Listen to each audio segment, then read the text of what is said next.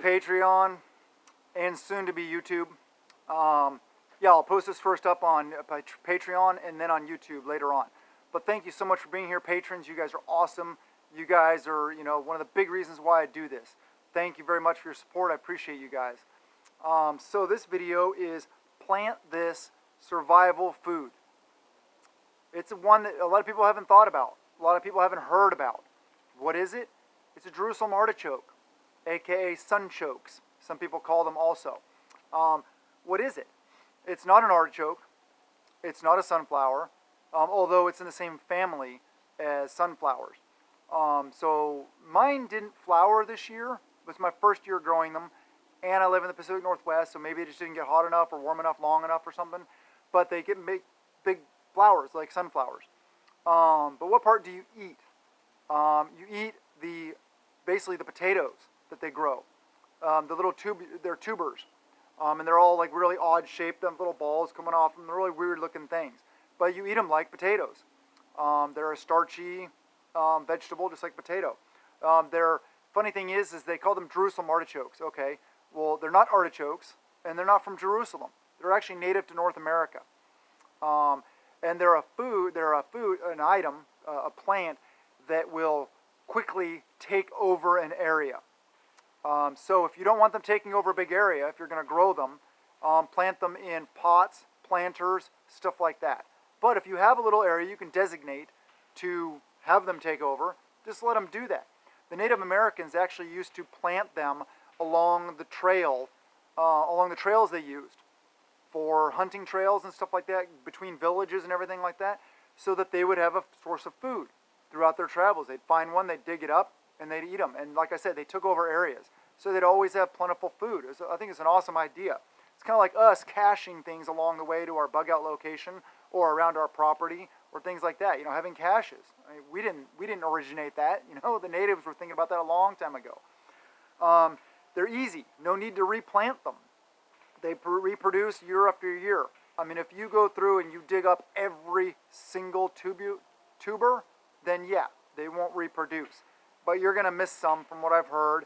And like I said, this is my first year growing them, so I still have yet to harvest them. But they grow pretty much anywhere in North America. That's one thing, the high production rate. They make a lot of food. Yeah, basically it's one of those things you can plant and forget until harvest. And one of the reasons is because it grows in almost any soil. They do well in drier soils also. Most soil types will support them. They will grow in most soil types, which is awesome for North America. Anywhere here in the United States, Canada, Mexico, those kind of things. Let me see what I say. They grow back year after year. So that's a good thing, right? You don't have to replant every single year. And if, like I said, if you can dedicate an area to growing them, you can just go in there and harvest what you want, and then just let the rest grow. Just don't always harvest all of them, and then you get year after year. Yeah, they grow in almost any soil. They're drought resistant, so they don't need a ton of water to grow. But yeah, they're called Jerusalem artichokes, also sunchokes. Tubers. Each plant has between 75 and 200 tubers from my research. Not from personal preference or personal experience yet, because obviously I haven't dug mine up yet. But it seems like it's going to be a really good prepper food, and there's a lot of reasons why. A lot of people, they talk about animals can eat the greens. You can feed the greens to your different livestock if you're raising livestock, or you can throw them in your compost pile to compost them, just like any greens. So they're a good source of protein, and they're lower in starch. They actually have a higher percentage of protein than beans, soybeans, corn, and I think it was wheat. They're 28% protein, so that's a really good source of protein. Another thing about it, like I wrote down here, right, it's really good for diabetics because they have that lower starch, so lesser effect on your blood sugar. That's something to think about, right? Yeah, some of you guys may be diabetics, so it may be a good option for you guys to grow like a potato. Yeah, more proteins than beans, soy, or wheat, 28% protein. Basically, you plant them in the spring, 4 to 6 inches deep. Don't want them any deeper than that. In a sunny area, and you plant them in groups. As long as you do that, they'll just grow and grow and grow. But make sure These things grow. Mine grew about. Let me see. They're about maybe 6 foot tall. But from what I've heard, they grow from 8 to 15 feet tall. That's pretty tall.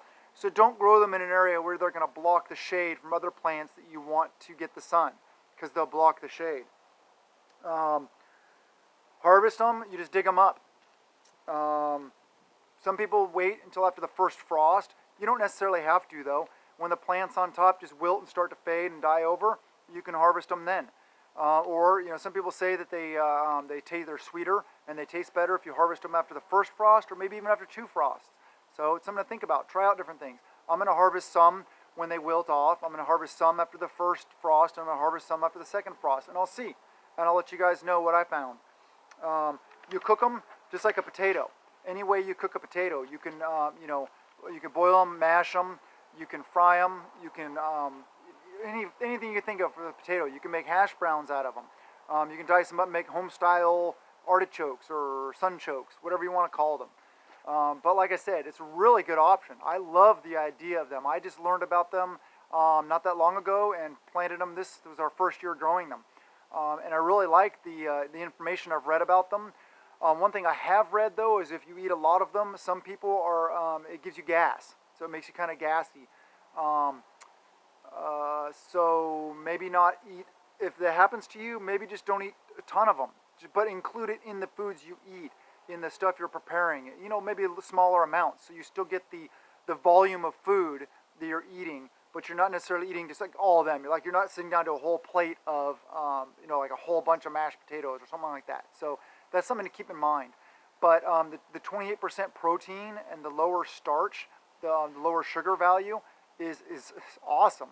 I love it. And the fact that they reproduce year after year, and they basically are like an invasive species. That's awesome. I mean, preppers, we want things that are easy, right? We don't want things that are labor intensive, because we're going to have enough things on our plate during an event and post-event, all this kind of stuff, that will take our time and take our labor. So let's grow more things like that don't take labor, especially if you have land. If you have property, plant a bunch of them over off in the corner somewhere where you don't have to worry about it. They're not going to invade over into other areas, and if they start to, just keep them back. But if it's one of those things, I like the easiness also, the ability to grow in almost any soil. Drought resistant. I mean, to me, it just seems like one of the ultimate prepper foods that we can be growing. We need to be producing our own calories, right? We need to be as self-sufficient as we possibly can. Let's try to fill as many of our caloric intake needs as possible, via raising animals, growing a garden, having an orchard, fruits, vegetables, meats, all the back to basic good healthy foods. I just did a video on YouTube about the 10 animals that we can raise. I'm always thinking outside the box, like the Jerusalem artichokes. It's not a normal food that people talk about all the time. So thinking outside the box can net you awesome results, though, if you think about it, because I hadn't heard about them, and they're so easy to grow, and the output and the production is super awesome. So I'm hoping that we're gonna have good luck, and I look forward to making the videos about harvesting them. Haven't done too much garden harvesting video, although the garden's been producing awesome, producing a lot. Actually, right in here, I have some zucchini I gotta pick, and some cucumber in there I still gotta pick. I have some zucchinis over there I still gotta pick, cabbage. I still have some green onions. The onions came back up again. And I have beets. We still have all the sweet potatoes we planted. We haven't harvested yet. That right there, that raised bed's full of sweet potatoes. I don't know how well they're going to do because of the weather here in the Pacific Northwest. But try to think about things like that. Carrots. I'm looking around, potatoes, tomatoes, all these things. The easier, the better. So Jerusalem artichokes, aka sunchokes, are an awesome option. I hope you guys think about this, include them. Well, I just ordered some off of Amazon. I just ordered 10 pounds, I think, like that, a 10-pound bag to use as seed, like my seed bag. And I planted them, and I tried them in buckets. I tried them in containers, like the square big, like the totes. And there's some in a raised bed. So like I said, if you don't want them taking over everything, plant them in some kind of container so they're contained. They're not going to grow crazy all over the place. But I think this is a really good option for us as preppers. So please think about it and include it in your garden and in your preparedness. So prep a little every day and make sure you make it fun. Make it fun. We got to do this. It's got to be part of our life. And if we make it fun, then it won't be stressful. So I love you guys, and blessings to you and yours.